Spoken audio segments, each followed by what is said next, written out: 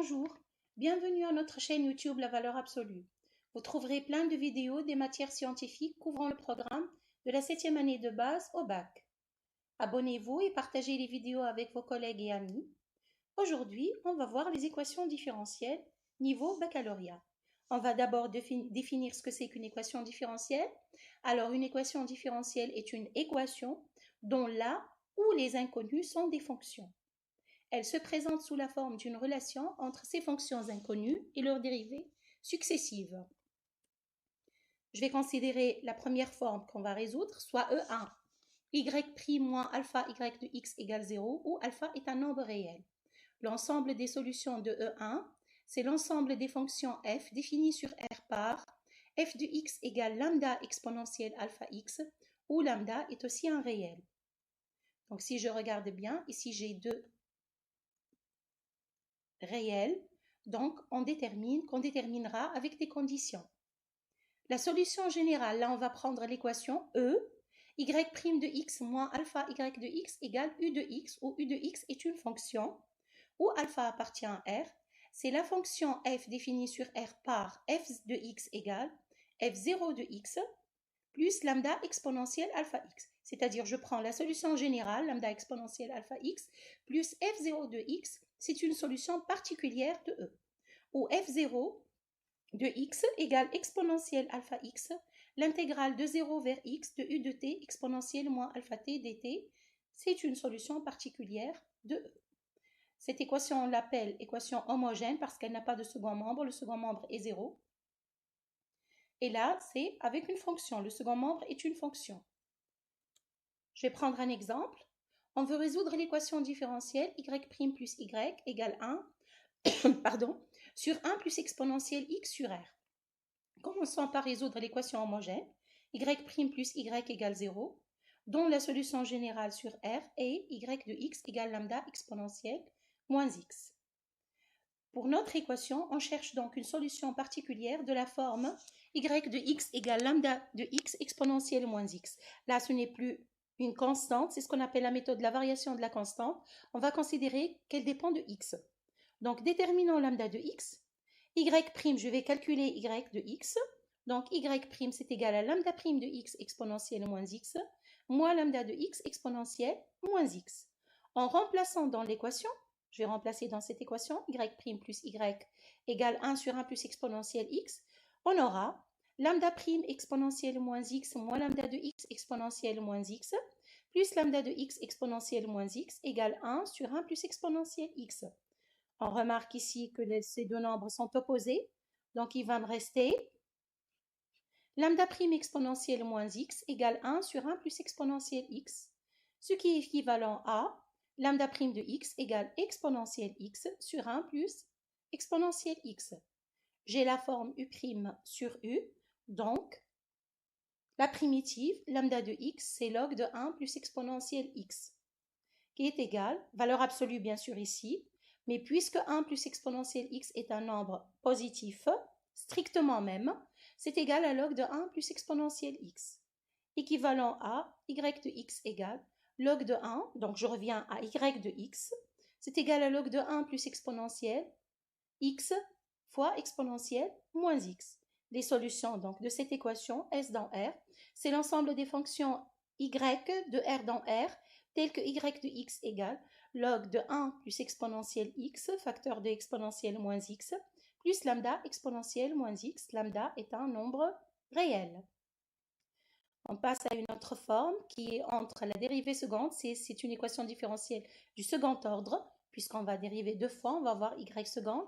Donc, si j'ai la forme a y seconde de x plus by' de x plus cy de x égale 0, je vais considérer ce qu'on appelle une équation caractéristique, donc qui est ar carré plus br plus c égale 0. Si on regarde ici, on connaît très bien ce genre d'équation, c'est une équation du second degré. Donc, je vais calculer delta, bien sûr. Et j'ai 3 cas pour delta. Delta égale 0, delta strictement positif et delta strictement négatif. Si l'équation possède une solution double, c'est-à-dire delta égale 0, et la solution c'est moins b sur 2a, alors S dans R, c'est l'ensemble des fonctions f de R dans R, telles que f de x égale alpha x plus bêta exponentielle moins b sur 2a x. C'est ma solution. R' égale R seconde. Alpha et bêta sont deux réels. Si l'équation possède deux racines réelles distinctes, R1 et R2, c'est-à-dire si je trouve delta strictement positif, alors S dans R, c'est l'ensemble des fonctions de R dans R, telles que f de x égale alpha exponentielle R1x, ma première solution, plus bêta exponentielle R2x, ma deuxième solution. Alpha et bêta sont deux réels. Le troisième cas, delta strictement négatif, si l'équation possède deux solutions complexes conjuguées, R1 égale alpha plus I bêta et R2 égale alpha moins I bêta, alpha est un réel et bêta est un réel non nul pour avoir un nombre complexe, sinon ça sera un réel. Les solutions dans R, c'est l'ensemble des fonctions f de R dans R, telles que f de x égale exponentielle alpha x facteur a cos bêta x plus b sinus bêta x. Les alpha et bêta sont ces nombres-là. A et B sont deux réels. On va prendre un exemple aussi. Donc, résoudre dans R l'équation différentielle E, y seconde de moins 4y' plus 3y égale 0. Avec, et ici on veut nous donner des conditions pour pouvoir calculer nos constantes. Y de 0 égale 1 et y' de 0 égale 0.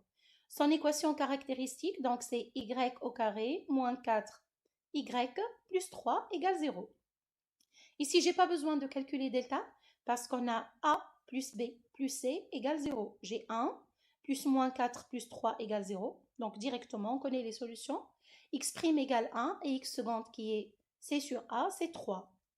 Les solutions générales de cette équation sont de la forme y de x égale alpha exponentielle x, R1 c'est 1, plus bêta exponentielle R2 qui est 3x.